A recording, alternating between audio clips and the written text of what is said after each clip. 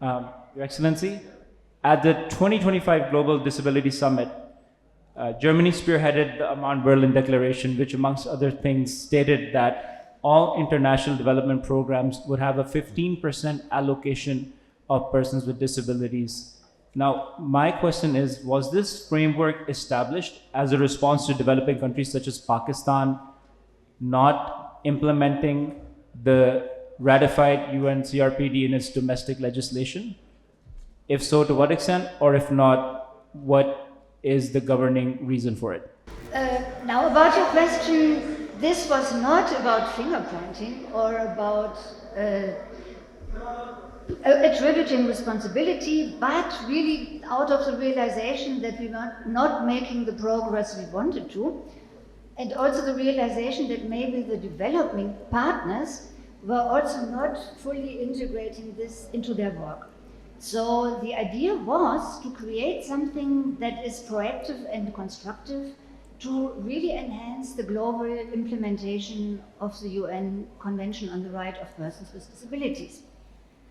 The aim is really to function as a support and an implementation aid for all states party who have pledged to realize the rights of persons with disabilities to fully participate in their societies.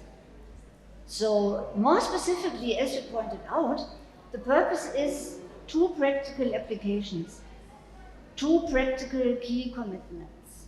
One, to make all development cooperation programs inclusive and accessible to persons with disabilities. And second, to ensure that at least 15% of all development cooperation programs at country level should explicitly pursue disability inclusion as an objective. So this decision seeks to bridge the gap between legal commitments and practical implementation, rather than attributing responsibility to individual actors.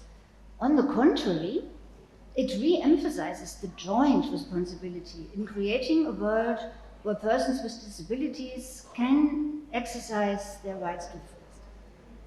Wonderful. Thank you so much for shedding light on this. And as a follow-up question, how can the UN CRPD and the Amman Berlin Declaration and its stakeholders work together to effectuate the set vision? And I believe Pakistan also endorsed this declaration, if I'm correct. Yes, Pakistan very much endorses this declaration, and we are working very actively with Pakistan.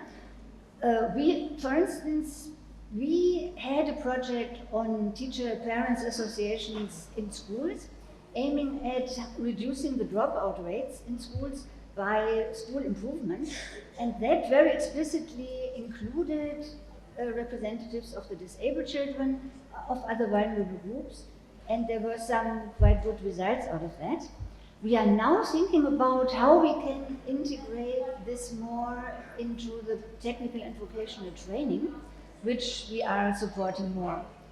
And I must say, from my own experience, now that I'm more conscious of this with the Amman Berlin Declaration, I visited a vocational education campus, and I noticed that, they built the boys' hostel before they built the girls' hostel, although the girls' hostel would have been more urgently needed in order to better include the women. But I did not look at all if there were ramps for the wheelchair-bound, if there were facilities for braille or something like that.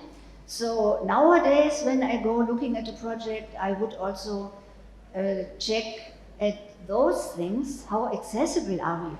Are we actually doing this? Are we really being inclusive? Because I think every practical measure of being accessible and inclusive is an inspiration and an idea and a best practice to really spread this, for people to understand and also to discover, hey, it's not that difficult.